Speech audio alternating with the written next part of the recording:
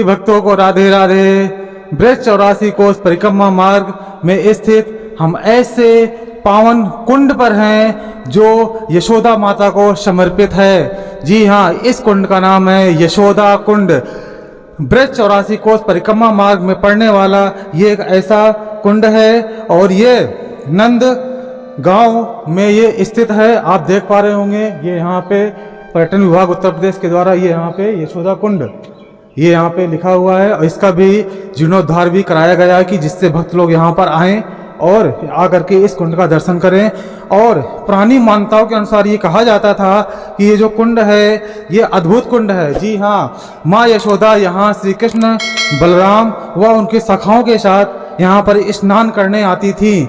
जी हाँ, और इसी में वो स्नान करती थी और यहीं पे भगवान बलराम अपने सखाओं के साथ यहाँ पे क्रीड़ा करते थे, यहाँ पे खेलते थे। जब यशोदा माता यहाँ पे स्नान करती थी तब भगवान श्री कृष्ण इधर उधर खेलते थे और खेल खेल में कहीं दूर भी चले जाते थे। यहीं पे ही माता यशोदा खाने पीने का भी इंतजाम करती थी, यहाँ पे लेके आती थी। और इस स्थान पर और इस कुंड में कहते हैं कि ये जो कुंड है ये वही कुंड है जहाँ पर माता रानी स्नान करती थी और इसी से ही जितने भी सारे जो पाप होते हैं वो यहाँ पे समाप्त होते हैं, ऐसे इस कुंड की मान्यता है। और जो लोग यहाँ पे आते हैं एक बार इससे आचमन करते हैं, यहाँ पे डुबकी लगाते हैं, उनकी भी मनोकामना पूर्ण होती है।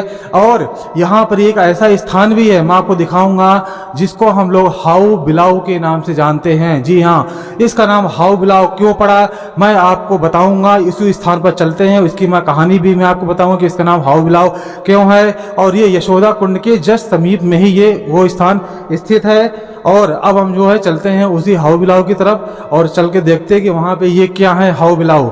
और जहाँ पर ये जो स्थान है वो भगवान श्री कृष्ण जब बाल रूप में थे ये उनकी क्रीड़ा स्थली है, यहीं पे ही वो खेलते थे अपने सखाओं के साथ, अपने बड़े भाई बलराम जी के साथ में यहीं पे खेलते थे। यहीं पे माता यशोदा भी आती थी उनको यहाँ पर लेकर के और यहीं पे ही वो अपनी जो लीलाएं हैं वो यहीं पे ही संपन्न करती थी। जी हाँ, अब हम लोग जो है उसी यशोदा कुंड के पीछे के रास्ता से हम लोग हाउ बिलाऊ की तरफ चल रहे हैं, जिसे पाषाण रूपी देवता भी कहते हैं। जी हाँ, वो ऐसे पाषाण पत्थर की ऐसी मूर्ति है जो देवताओं की प्रतीक मानी जाती है। कहा जाता था कि जब भगवान श्री कृष्ण और बलराम यशोदा माता उनको यहाँ पे लेके आती थी और वो यहाँ पर बैठ करके खेलते थे, तब खेल खेल में वो खाने को भूल जाते थे या कहीं दूर चली जाती थी तो उन रोहिणी माता बलराम जी को पकड़ के लाती थी, लेकिन कृष्ण भगवान पकड़ में नहीं आते थे।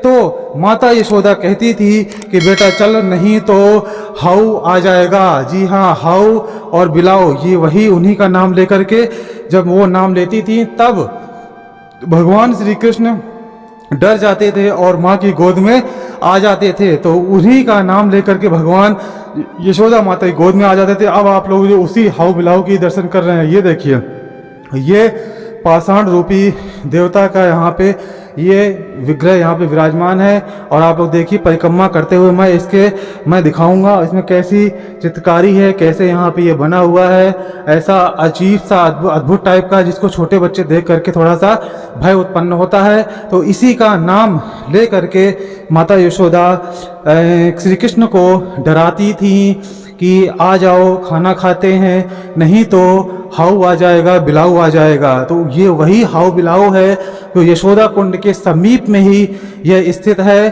और इसमें अद्भुत चित्रकारी है, अद्भुत इसमें कलाकारी दिखाई गई है। कैसे देखिए यहाँ पे नक्काशी के द्वारा इसको ऐसे बना हुआ है और ये पूजा पाषाण के रूप में ऐसे यहाँ पे ये स्थापित है। तो ये इसके आप लोग दर्शन कीजिए और इसको भी भगवान के तुल्य माना गया है। कहा जाता है कि भगवान तो किसी से नहीं डरते, लेकिन इस हाउ बिलाऊ का नाम सुन करके डर करके माता की गोद में आ जाते थे। ऐसा क्या था इसमें? इसी वजह से क्योंकि भगवान तो बाल रूप में थे, तो बाल रूप की जितनी भी लीलाएं होती हैं वो उनको करनी होती है। इसलिए जब छोटे बच्चे होते हैं तो अक्सर हम लोग भी देखते हैं कि छोटे बच्चे यदि हम किसी भी विचित्र चीज का नाम लेते हैं तो डर करके वो अपनी माता के गोद में आ जाते हैं और जो भी चीज माता कहती हैं वो करते हैं। तो ऐसा ये भी स्थान है जहाँ पर भगवान जब बाल काल में थे, बाल रूप में थे, तब माता यशोदा उनको डांट करके वात्सल्य भाव दिखा करके उनको जो भी काम होता था उनको कह करके डरवा करके करती थी। तो ऐसे पावन स्थान के आप लोग ये दर्शन कर रहे हैं। यह स्थान भी नंद गांव में ही स्थित है और आशीश्वर महादेव, नंदीश्वर पर्वत और जो भी ये सारे स्थान हैं, इसी के आसपास ये सारा स्थान आपका ये मौजूद है। आप लोग देख पा रहे होंगे कि ये वही पावन स्थान है। ये बोलो श्री कृष्ण महाराज की जय।